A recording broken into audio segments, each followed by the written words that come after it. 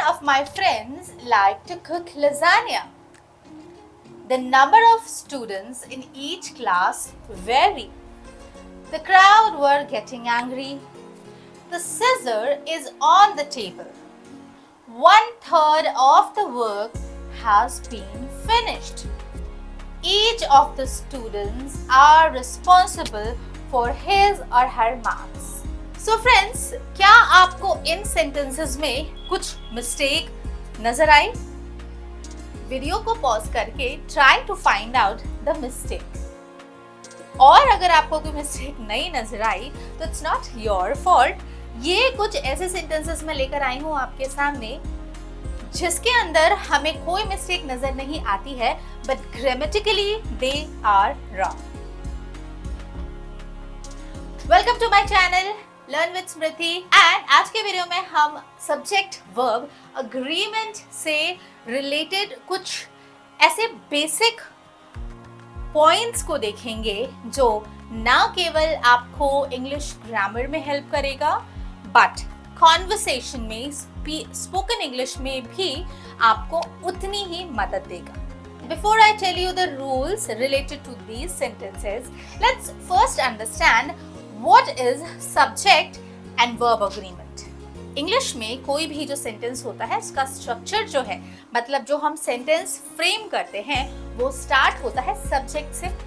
ना सब्जेक्ट हमारा नाउन भी हो सकता है, प्रोनाउन भी हो सकता है. जैसे कि आप यहाँ पर देख सकते हैं द क्राउड. क्राउड यहाँ पर एक सब्जेक्ट है, ये नाउन है. यहाँ पर हम इसे रिप्लेस करके प्रोनाउन ही लिख सकते हैं. And what is verb? Verb all the doing words. मैंने वर्ब की भी बहुत सारी वीडियो अपने चैनल पे बनाई है, so do check out those videos. So जब हम कोई सेंटेंस बनाते हैं फ्रेंड्स, तो इट्स वेरी इंपॉर्टेंट कि सब्जेक्ट का अग्रीमेंट वर्ब से होना चाहिए एंड वर्ब का अग्रीमेंट सब्जेक्ट से. सो बेसिकली दोनों ही सब्जेक्ट एंड वर्ब एक दूसरे से मैच करने चाहिए, कोलैबोरेट करने चाहिए, बेसिकली मिलने चाहिए. बट इंग्लिश में समटाइम्स ऐसा होता है कि सब्जेक्ट कंफ्यूजिंग होता है जिसकी वजह से हम उसके वर्ब को लिखने में मिस्टेक कर जाते हैं. सो कुछ जो एक्सेप्शनल रूल्स होते हैं विच आर इम्पॉर्टेंट, जो दिखने में वैसे नहीं होते, जो हमने पढ़ा है, वही आज मैं इस वीडियो में डिस्कस करने वाली हूँ. तो वीडियो को एंड तक देखिएगा. एंड यस, वीडियो अगर अच्छी लगे सो इस वीडियो को आप शेयर कर सकते हैं अपने फैमिली एंड फ्रेंड्स में. And yes, if you want more informative video like this, so you can subscribe my channel. So without delaying, let's quickly start. One of my friends like to cook lasagna. अब हम यहाँ पर अगर ध्यान से देखें तो हम सब्जेक्ट किसे मानेंगे? जनरली ऑफ कोर्स फ्रेंड्स को मानेंगे, राइट? क्योंकि फ्रेंड्स एक नाउन दिख रहा है. बट यही तो मिस्टेक है जिसके वजह से हम नेक्स्ट जो हमारा वर्ब अग्री हम करवाएंगे वो गलत हो जाता है. नाउ यहाँ पर हमारा जो सब्जेक्ट होगा वो फ्रेंड्स नहीं होगा फ्रेंड्स, वो वन होगा. Okay, so one of my friends like, हमने फ्रेंड्स को प्लूरल माना इसलिए हमने यहाँ पे सिंगुलर लगाया है, बट वन इज यहाँ पर सिंगुलर, सो हम इस लाइक को बनाएंगे लाइक्स. आई होप आपको ये वाला पॉइंट समझ आया होगा कि फ्रेंड्स को देख के हमें उसे सब्जेक्ट नहीं मानना है. The number of students in each class very.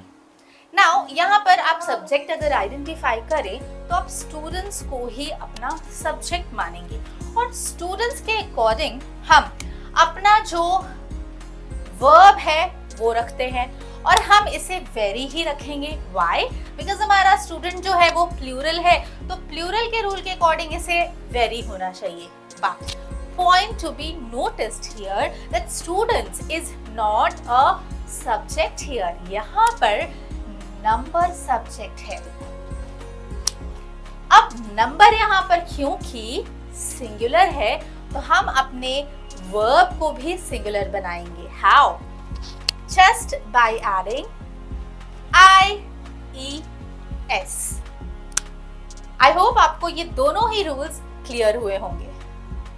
The crowd were getting angry. Now, यहाँ पर सब्जेक्ट तो क्लियर है, crowd. But what is the mistake? Why do we mistake in these kind of sentences? Now, crowd generally हमारे mind में आता है बहुत सारे लोग. अब बहुत सारे लोग हैं तो ऑफ कोर्स ये प्लूरल है, तो हम इसे वर के साथ एसोसिएट करेंगे. But again we are wrong. Crowd एक कलेक्टिव नाउन है, एंड क्योंकि ये कलेक्टिव नाउन है तो हम इसे वर नहीं, इसे was लगाएंगे. So the crowd was getting angry. The scissor is on the table. सबसे ज्यादा मिस्टेक होती है इस scissor नाउन में. सबसे पहले scissor कोई वर्ड होता ही नहीं है. Scissor is always scissors. That means हम हमेशा scissors बोलते हैं. Okay? Now the scissors is on the table. अब scissors, एक scissor हो या बहुत सारे scissors हो, we say scissors only. So अगर यहाँ पे scissors है, बेशक वो एक ही है, तो हम उसके लिए यहाँ पर R लगाएंगे.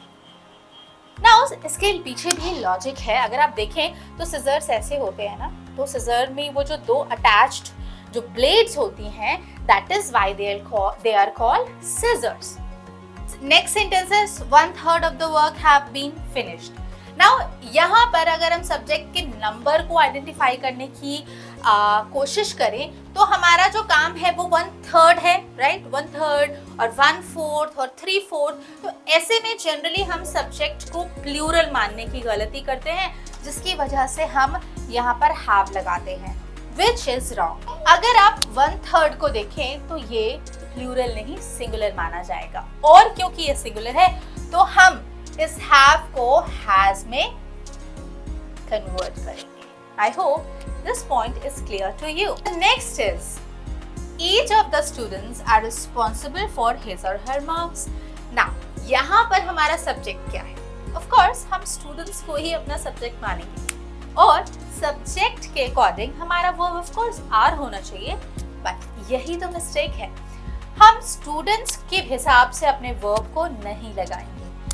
ईच को अगर हम देखें तो ईच को हम इंग्लिश में सिंगुलर की तरह से ट्रीट करते हैं, and each is considered as singular. तो उसके हिसाब से जो हमारा वर्ब है वो हो जाएगा इज. जो वर्ब के पास सब्जेक्ट होता है उसी को देखकर हम वर्ब सब्जेक्ट वर्ब अग्रीमेंट करते हैं, जो कि कई बार गलत भी हो सकता है. So be careful. Let's see some more sentences.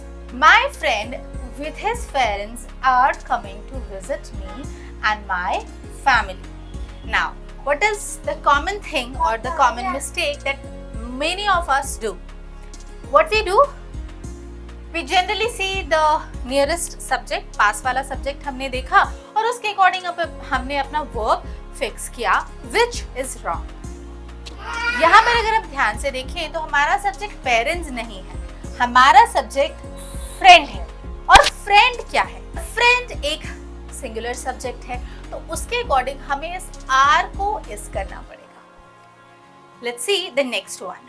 Sia together with a friend practice yoga. Generally हम क्या करते हैं, सब्जेक्ट कैसे कंसिडर करते हैं? अच्छा, सिया भी है और फ्रेंड भी है, दो लोग हैं, तो ऑफ कोर्स हमारा जो वर्ब है वो दो लोगों के हिसाब से विदाउट एस होना चाहिए, व्हिच इज रॉन्ग. यहाँ पर हम फ्रेंड और सिया को टुगेदर सब्जेक्ट नहीं मानेंगे, उसके लिए अलग रूल है.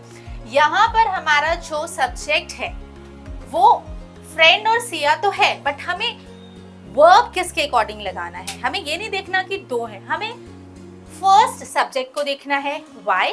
Because both the subjects are attached with और जॉइंड विथ टुगेदर विथ. जब भी आप टुगेदर विथ के साथ सब्जेक्ट जुड़े हुए देखें तो हमेशा फर्स्ट सब्जेक्ट को प्रेफरेंस देंगे और उसके अकॉर्डिंग ये प्रैक्टिसेस हो जाएगा. I hope this point is also clear to you.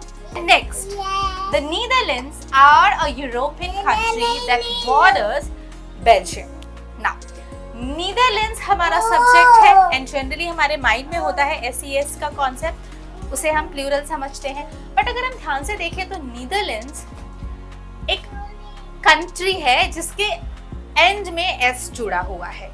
ये कोई सिंगुलर प्लूरल सब्जेक्ट नहीं है, ये एक ऐसा सब्जेक्ट है जो एस के साथ अटैच तो जरूर है, but we see this as a singular subject, and singular subject के साथ हम हमेशा इस को ऐड करते हैं। ये थे कुछ सेंटेंसेस जहां पर जनरली हम मिस्टेक कर जाते हैं। आई होप आपको ये सेंटेंसेस अच्छे लगे होंगे। कैसी लगी ये वीडियो मुझे कमेंट में बताइएगा, and like share and yes, मेरे चैनल को सब्सक्राइब करके आप ऐसे ही बहुत सारे इंफॉर्मेटिव वीडियोस पा सकते हैं। See you in next video. Bye bye.